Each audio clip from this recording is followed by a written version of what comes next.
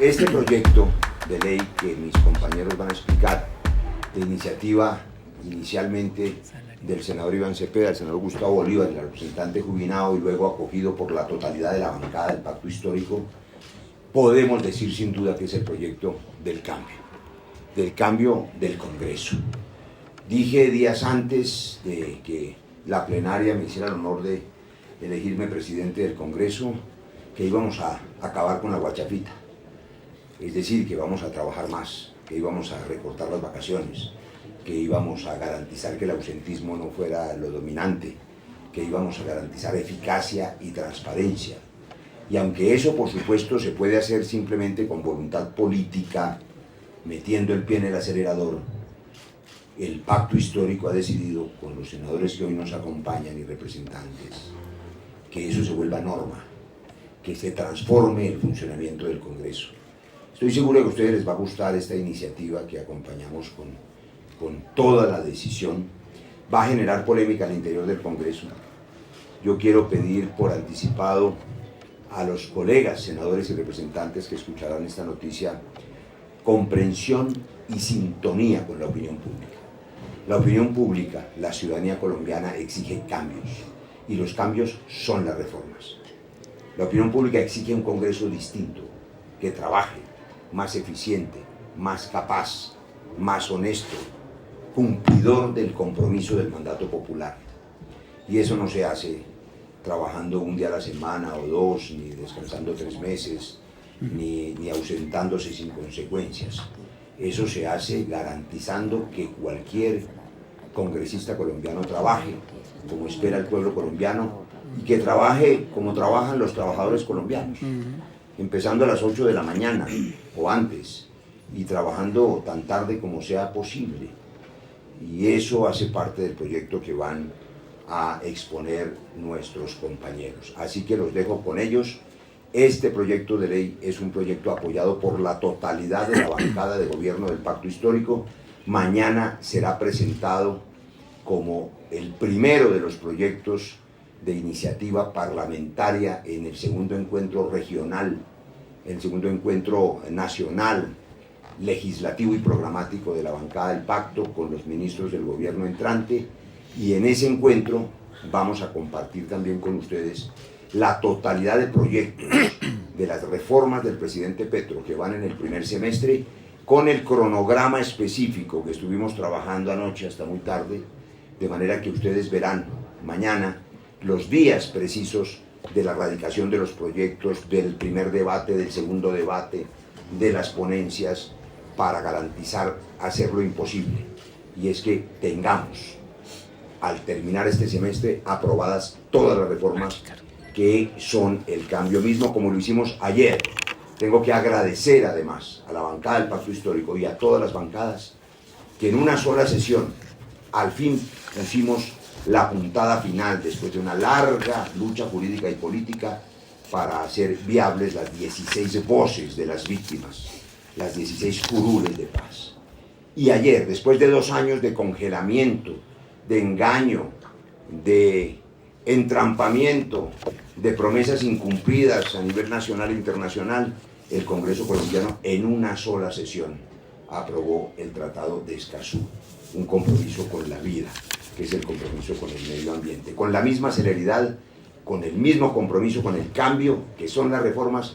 Este proyecto esperamos sea ley de la República lo antes posible. Hay un orden, el senador Iván Cepeda, que me han dicho para exponer cada uno de los temas del proyecto, de manera que los dejo. Creo que va a intervenir primero el senador Gustavo Bolívar.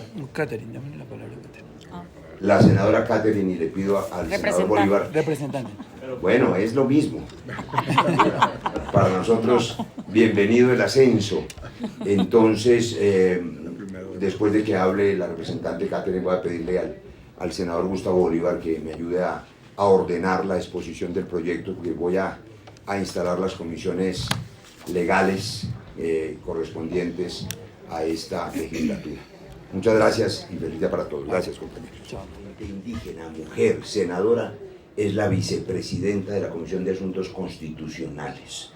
Y allí se va a producir un diálogo un diálogo antes imposible, un diálogo que fue reemplazado de manera trágica en épocas recientes por las balas, por los disparos de la gente de bien, por la violencia, también por los actos violentos en el territorio.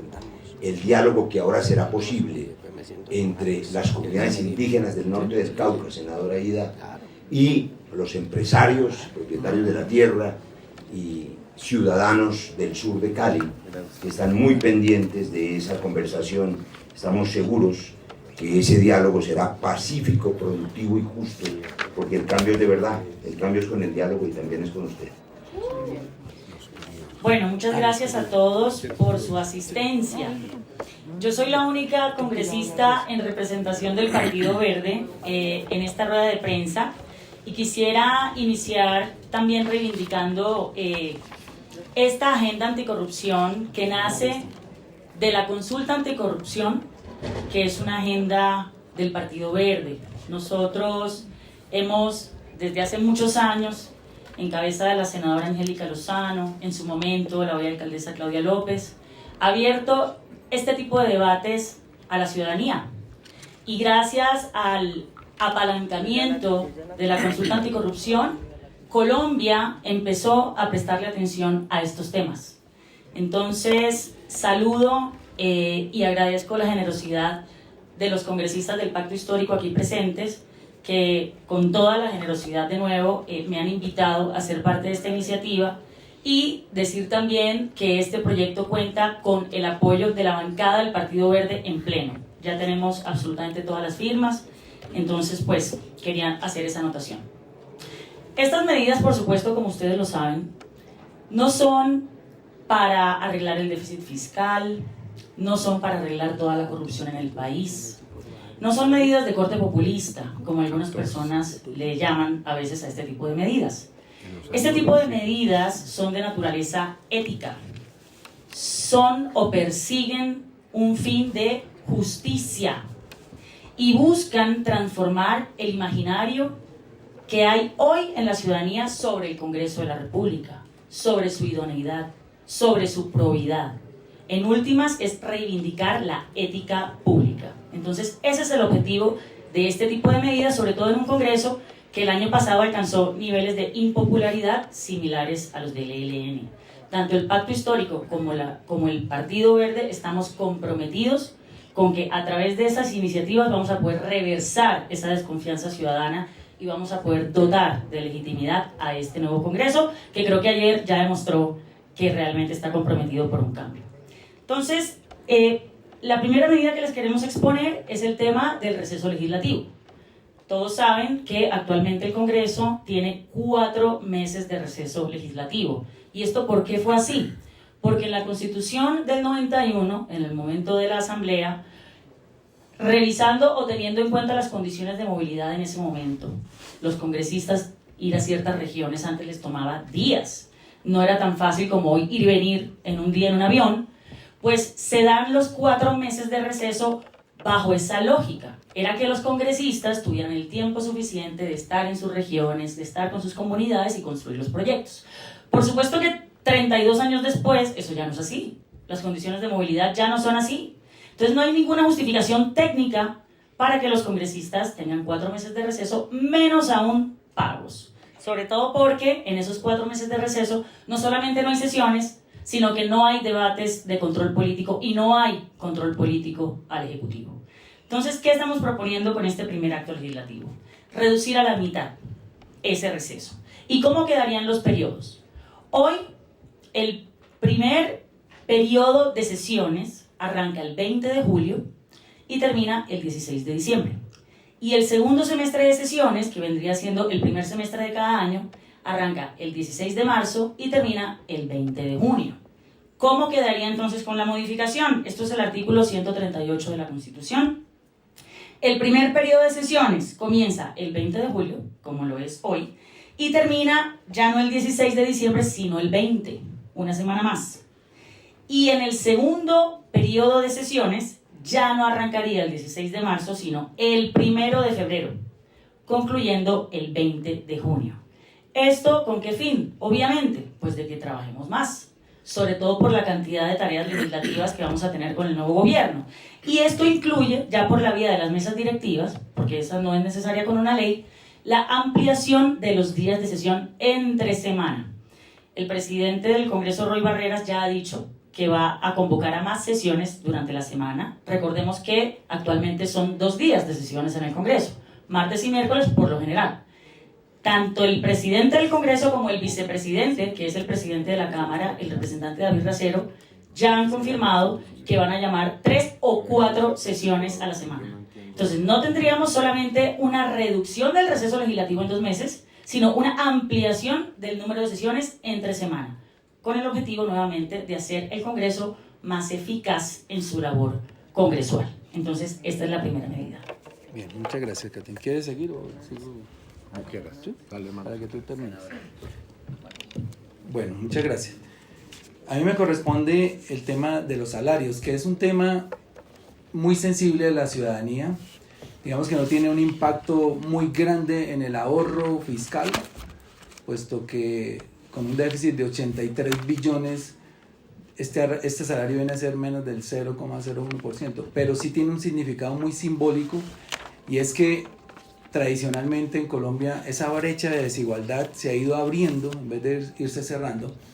Y para ponerle un ejemplo, en 1990 un congresista ganaba 14 salarios mínimos. Hoy, sin el aumento que ya está por llegar, puede llegar a 40. Hoy es 37. Y ha tenido momentos en que ha sido 41 veces el salario mínimo. Esto es muy odioso con la población, sobre todo con una población que vive de las migajas y en la informalidad.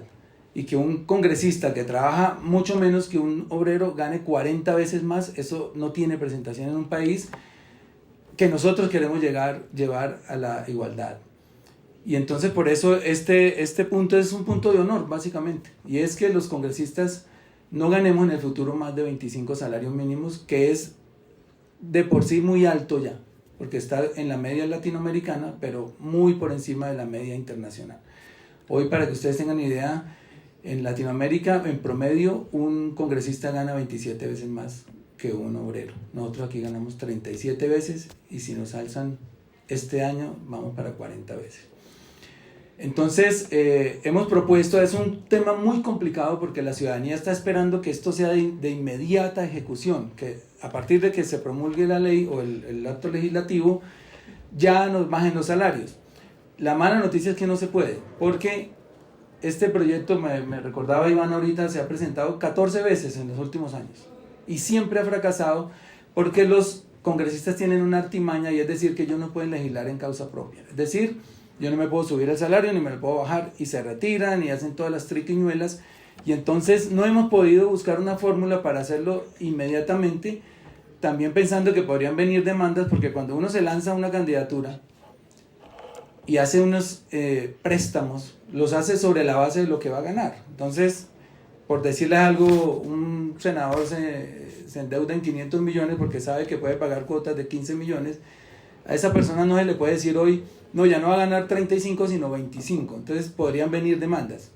El querer nuestro, y yo lo demuestro con los hechos, desde el primer año en que me posesioné aquí, ya pasé el proyecto para rebajar los salarios. El año siguiente pasé un proyecto para que ganáramos por sesiones, que me parece muy justo, y en el futuro insistiré en él, para que el que no quiera venir no venga, pero no gane plata, y el que quiera venir y sea juicioso, gane plata.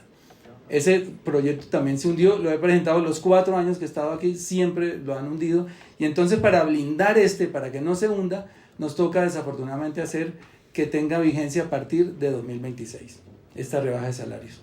Vamos a establecerlo en 25 salarios mínimos.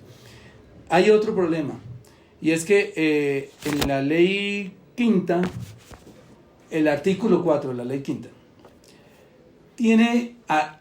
amarra el salario de los congresistas a otros salarios altos de altos funcionarios como los magistrados, por ejemplo. Entonces, si nosotros no modificamos ese artículo, lo que estamos haciendo es bajarle el salario también a los magistrados y a otros funcionarios, altos funcionarios del Estado. Entonces, para evitar esto, vamos a hacer un pequeño cambio, y es que en esa ley dice que el salario de referencia para esos otros funcionarios es el del congresista. Entonces hoy vamos a poner que ese salario de referencia sea el del presidente de la República, que básicamente gana lo mismo que un congresista. Entonces eliminamos esa parte para que la referencia en el futuro sea el presidente de la República, y ese artículo queda así, diciendo que nadie, ningún funcionario público puede ganar más que el presidente de la República. Entonces subsanamos ese problema, y la medio buena noticia es que estamos muy empeñados, y esto sí lo logramos con esta ley, en que por lo menos no nos suban el salario en estos 4 años. O sea, congelar el salario inmediatamente. Tan pronto como se promulgue este proyecto de acto legislativo, congelamos los salarios, y en 2026 ya empieza a operar este artículo de la rebaja sustancial a 25 salarios mínimos. Bueno, el otro punto que me correspondía contarles es el de los periodos. Vamos a limitar la estancia de los congresistas aquí. Hay muchos jóvenes haciendo política y muy pocas vías de participación, porque los congresistas solemos permanecer en promedio muchos años en el Congreso. Entonces, para darle oportunidad a toda esta juventud que hoy se ha politizado y que quiere participar, pues hemos limitado la estancia en el Congreso a 3 periodos, sumado su permanencia en Cámara y Senado. Es decir, pueden ser 2 periodos en Cámara, 1 en Senado, 3 en Senado, o 3 en Cámara, o viceversa. Entonces, hubiéramos querido menos. Yo sé que el clamor de la gente es que sean 2. De hecho, yo suscribí con unos congresistas en 2018, si te acuerdas, Gloria, tú estabas ahí, un compromiso para limitar nuestra estancia aquí a 2 periodos. Es un compromiso ético que hicimos en una notaría, pero eso fue particular, digamos, no es una ley. Entonces, yo lo voy a cumplir, obviamente, y espero que mis compañeros que firmaron, suscribieron ese documento también lo cumplan, pero hoy en la ley va a quedar que sean 3 periodos, y de esta forma estamos liberando espacios para que los jóvenes también puedan llegar al Congreso de la República. Hoy tenemos senadores de 30 años, representantes de 26, 27 años, y eso a la democracia le da oxígeno, y nosotros queremos con este artículo que eso suceda así. Entonces yo dejo aquí mis 2 intervenciones, y ahora mi compañero Iván les comenta el resto del proyecto. Buenos días a todas las personas presentes, a mis colegas de las bancadas del Pacto Histórico y también de Alianza Verde, un fraternal saludo. Ya mis colegas lo han dicho, y también el presidente del Senado, Roy Barreras. Este es un acto legislativo, es decir, una reforma constitucional que, como ya ha comenzado aquí a expresarse, reforma 4 artículos de la Constitución, en los cuales están claramente explicitadas las funciones, las causales de pérdida de investidura y el régimen de funcionamiento del Congreso y de los congresistas. Los artículos, simplemente los enuncios. 126 hace referencia a lo que señalaba ya el senador Bolívar, periodos de permanencia en el Congreso. El artículo 138 lo mencionaba ya la representante Jubinao, atañe a los periodos de receso de la labor legislativa y de control político. El artículo 183 de la Constitución, al cual me voy a referir explícitamente, habla de las causales por las cuales un congresista pierde su investidura y automáticamente también pierde la posibilidad de hacer política. Esto es una muerte política, hay que decirlo claramente. Y el artículo 187 de la Constitución, que pues determina el régimen salarial al cual se refería el senador Bolívar. El artículo 183, creo yo, es el que tiene la mayor carga explosiva y que va a provocar una discusión a fondo, porque fortalece definitivamente la causal de pérdida de investidura por ausentismo. Yo quiero explicar la trampa o el engaño que se ha hecho con este artículo. Un congresista puede perder su investidura, según el actual artículo 183, si falta durante 6 veces en 6 meses a sesiones plenarias en las cuales se vote un proyecto de ley o un acto de reforma legislativa. Eso significa que al siguiente semestre la cuenta vuelve a cero. Es decir, un congresista puede faltar, diga usted, 5 veces, y puede faltar 10 veces a las comisiones, y puede venir y registrarse y salirse de la plenaria y la cuenta vuelve a ponerse en cero el siguiente semestre. Eso es lo que permite que aquí raramente ocurra que alguien pierde la investidura por ausentismo parlamentario. Que ha habido grandes discusiones, una de ellas las promovió precisamente la representante Catherine Jubinao cuando descubrió que muchos congresistas presentan falsas excusas para no venir. Pues bien, la primera reforma a la causal de pérdida de investidura por ausentismo es que se va a acabar ese tipo de práctica. Y lo vamos a lograr haciendo las siguientes modificaciones. Primero, las faltas van a seguir siendo 6 por un año, es decir, se van a acumular las faltas que ocurran, en primer lugar, no solamente en las plenarias, sino también en las comisiones. Es decir, que el congresista no puede venir, registrarse y salirse y de pronto volver a la hora en que se va a votar el proyecto. Tiene que participar en el debate, es decir, debe estar presente en toda la sesión. Y además de ello, se suman, repito, las faltas que se acumulen en las comisiones cuando se voten proyectos de ley. ¿Por qué no hemos incluido debate en la comisión? Porque en las comisiones hay frecuentemente audiencias, y estas son muchas, así que no podríamos añadir a esa causal, porque ya sería, a nuestro modo de ver, demasiado draconiano, que se sumen las ausencias a una audiencia congresual. Entonces, conclusión: congresista que falte 6 veces a plenarias o a sesiones de comisión donde se debatan el caso de la plenaria y se vote leyes, mociones de censura, también importante, o que se haga elección de dignatarios, puede perder su investidura. En segundo lugar, se crea una causal de investidura antimermelada. Esto es importante porque yo creo que aquí está el almendrón del problema. Y voy a citar exactamente lo que hemos dicho. Me permito leerlo. Dice: congresista podrá perder su investidura por obtener prebenda como contraprestación a su participación o no en la discusión o votación de un proyecto de ley, de acto legislativo o moción de censura, o en ejercicio de la función electoral debidamente comprobada. Para efectos de la presente causal, se entiende por prebenda cualquier dádiva para sí o para un tercero en dineros, en especie u otra utilidad, o en promesa de obtener cargos, contratos estatales o recursos públicos, debidamente comprobada, que recibe el congresista como contraprestación a la conducta descrita en el inciso anterior.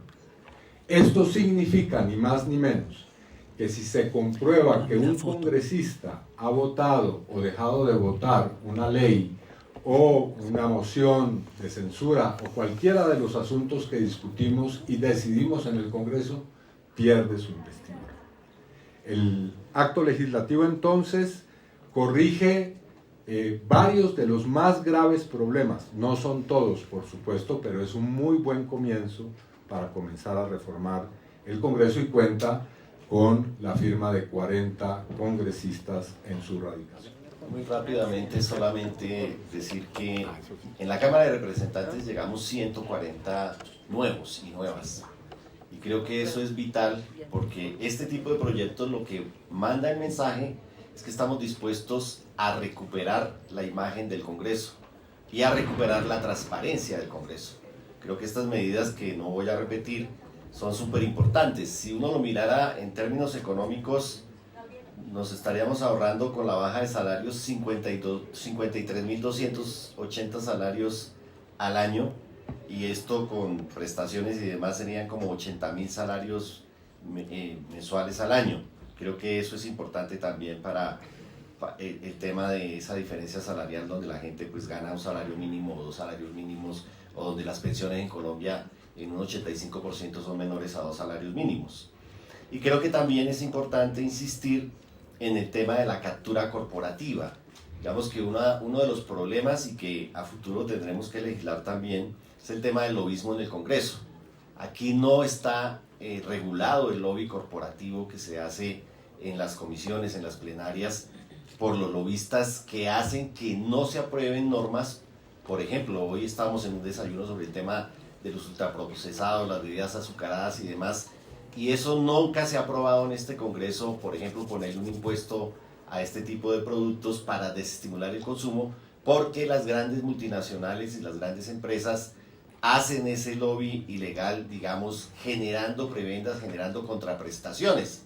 El propio presidente Duque, cuando era senador, que fue financiado por las empresas que producen estos productos, se oponía y defendía el no cobrarle impuestos a este tipo de productos ultraprocesados. Entonces creo que necesitamos corregir eso, y este Congreso pues va a tratar precisamente de evitar esa interferencia corporativa en las decisiones legislativas. Generar lo que la ciudadanía está solicitando: mayor trabajo de los congresistas, y al lado de todas las decisiones que se van a adoptar y que han expresado mis colegas, que este Congreso sea un Congreso de puertas abiertas, al lado de las comunidades, de los territorios y de los pueblos. Es una decisión que hemos adoptado como bancadas de gobierno para asegurar que cualquier paso que se dé al interior del Congreso esté conectada con la decisión de las ciudadanías y del pueblo, que es a quien nos debemos los congresistas. Y de otro lado, anunciarles o ratificar lo que ayer se anunció de la decisión de crear una comisión accidental dedicada a la anticorrupción, de la cual haremos parte varios de los congresistas que estamos aquí presentes y de otras bancadas, para asegurar precisamente que ese lobismo, el lobby que hacen hacia los congresistas para evitar que avance un proyecto de ley no se consolide, y también las presiones de los congresistas en lo que se ha denominado tradicionalmente la mermelada. Este Congreso tiene que cambiar y, de cara al pueblo, conformar también una relación permanente que garantice la transparencia y la no corrupción a su interior. Entonces, todo nuestro compromiso con este acto legislativo, y esperemos que muy pronto lo podamos celebrar junto a ustedes y junto al pueblo colombiano. Gracias.